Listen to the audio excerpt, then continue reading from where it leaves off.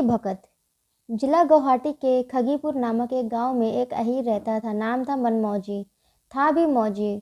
उसने गांव के जानवरों के चराने का काम पसंद किया। यह कहानी उस समय की है जबकि भारत पर जहांगीरी अमलदारी थी। एक नदी के किनारे मौजी 5 गायें चरा रहा था। वे गायें जमींदारों की थी। रोटी कपड़ा और 2 रुपए माहवारी तनख्वाह पर मौजी काम करता था। ना माँ ना बाप, परम स्वतंत्र, ना पढ़ा ना लिखा, परम मौजी। जिस बात को सच मानता फिर चाहे वह एकदम गलत ही क्यों ना हो, चींटा सा चिपट जाता था। सत्य के साथ सारूप्य हो जाने की आदत मौजी में थी, पर सत्य और असत्य का विवेकी करने वाली निर्णय शक्ति उसमें ना थी, क्योंकि वह सत्संगहीन था। सत्संगहीन सदा मूर्ख रहता है, फिर चाहे वह डबल एमए ही क्यों ना हो। बात यह है कि संसार में सत्य और असत्य दूध और पानी की तरह मिला दिया गया है। असल और नकल को जानने की शक्ति सत्संग से ही मिलती है। आम के पेड़ के नीचे बैठा मौजी एक भजन गुनगुना रहा था। तब तक वहां आ पहुंचे एक पंडित जी, कंधे पर झूला और मस्तक पर लंबे तिलक। पंडित जी वहां ठहर गए। दोपहर हो रहा था। पंडित जी ने झूले में से धोती निकाली और स्नान किया। इसके बाद पालथी मारकर बैठ गए और दोनों आंखें बंद कर ली। फिर दाहिने हाथ से नाक दबा ली और बस बड़ी देर तक बैठे रहे। इसके बाद उन्होंने मूंग के 2 लड्डू निकाले और खा पीकर चलने को तैयार हुए। तब मौजी बोला, पा लागी पिंडी जी महाराज।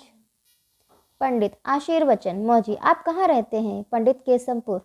मौजी, आप इधर जा कहाँ रहे हैं? पंडित, दौलताबाद, वहाँ मेरे चेले लोग रहते हैं। मौजी, रिस ना हो तो एक बात पूछूं? पंडित, पूछो। मौजी, अभी आप नाक बंद करके क्या कर रहे थे? पंडित, भगवान का दर्शन कर रहा था। मौजी, ठीक, बस।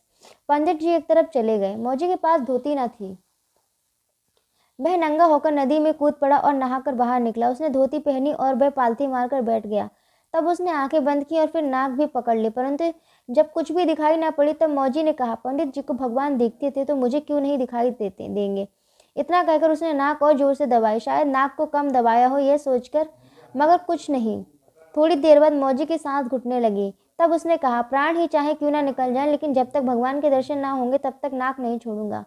कुछ देर बाद व्याकुलता ने असह्य रूप धारण कर लिया। मौजी बोला, प्राण प्यारे हैं जरूर है, लेकिन भगवान से ज्यादा प्यारे नहीं।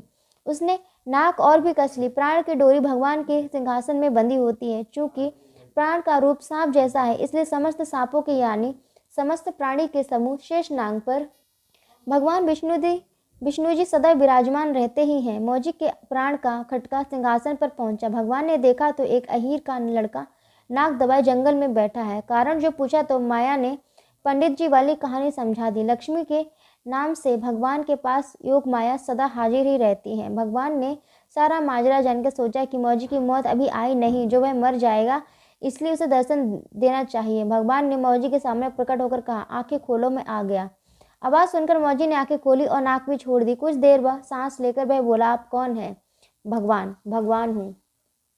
मौजी, इसका क्या सबूत कि आप ही भगवान है? भगवान, तुम जैसा चाहो सबूत ले लो। मौजी, मैं उन पंडित जी को बुलाए लाता हूँ, अभी वे बहुत दूर नहीं गए होंगे। अगर पंडित जी कह देंगे कि तुम ही भगवान हो तो मैं मान लूंगा, क्योंकि उन्होंने भगवान देखे हैं, मैंने तो कभी देखा नहीं। भगवान, अच्छी बात है। मौजी, लेकिन जब तक मैं पंडित जी को लेने जाऊं तब तक कहीं अगर आप खिसक गए तो? भगवान, नहीं, मैं यहीं खड़ा रहूंगा। मौजी, अनजाने आदमी का क्या विश्वास, मैं आपको रस्सी से कसकर इस आम के वृक्ष से बांध जाऊंगा। भगवान, अच्छा भाई, बांध लो। मौजी उठा, 5 गायों की रस्सियां खोली और उन सबको बांधकर उसने 30 हाथ लंबा एक रस्सा तैयार किया। भगवान बेचारे खुद ही आम के वृक्ष से सटकर जा खड़े हुए। मौजी ने बेकलक तरीके से उनको कसकर बांध दिया। फिर वह दौड़ा। 2 फर्लांग दौड़ने के बाद पंडित जी दिखलाई पड़े। उसने चिल्लाकर कहा, ओ पंडित जी महाराज, देखो, चलो देख लो कि तुम्हारे वाले भगवान यही है कि कोई दूसरे। मैंने उसको आम के वृक्ष से बांध दिया है। पंडित जी ने आवाज सुनी, मगर तब तक कुछ भी न समझे। मुड़कर देखा तो वही लड़का दौड़ता आ रहा है जो नदी किनारे मिला था। पंडित जी ने सोचा कि यह युवक है और मैं बूढ़ा हूँ, कहीं मेरा झोला छीनने न आता हो। पंडित जी आगे को सरपटे, मगर मौजी था अपनी धुन का पक्का। उसने दौड़कर पंडित जी का हाथ पकड़ लिया। लाचारी के कारण पंडित जी वहां आए जहां आम का वृक्ष था। मौजी, देखो पंडित जी, यही भगवान है ना? पंडित जी ने उधर उधर देखा। आम के वृक्ष से एक रस्सा लिपटा था और कहीं कुछ न था।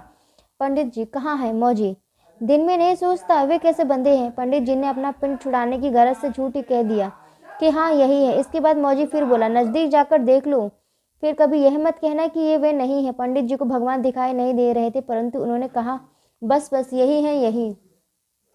अब पंडित जी की छुट्टी थी, वे चल दिए। मौजी ने रस्सा खोला, भगवान के चरण छुए।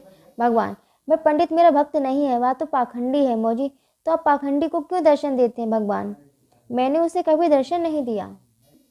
मौजी, वाह, वह कहता था कि मैं रोज दर्शन किया करता हूँ और अभी मेरे सामने वह आपको देख गया है। भगवान, उसने ना तो आज देखा और ना कभी पहले देखा, वह झूठा है। मौजी, लेकिन उनके झूठ ने मुझे सच से मिला दिया। वे पाखंडी ही सही, परंतु मेरे गुरु हैं। भगवान, तुम क्या चाहते हो?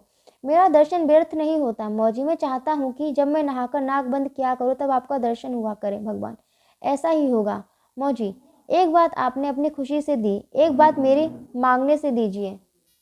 भगवान, मांगो। मौजी, जब पंडित जी नाक बंद किया करे तब उनको भी दर्शन दिया करे। भगवान, तब तो वह भी सुधर जाएगा, क्योंकि मेरा दर्शन पाने वाले मिथ्याचारी नहीं रह सकते। मौजी, तुम धन्य हो, तुमने अपने गुरु का उद्धार किया और अपना उद्धार किया।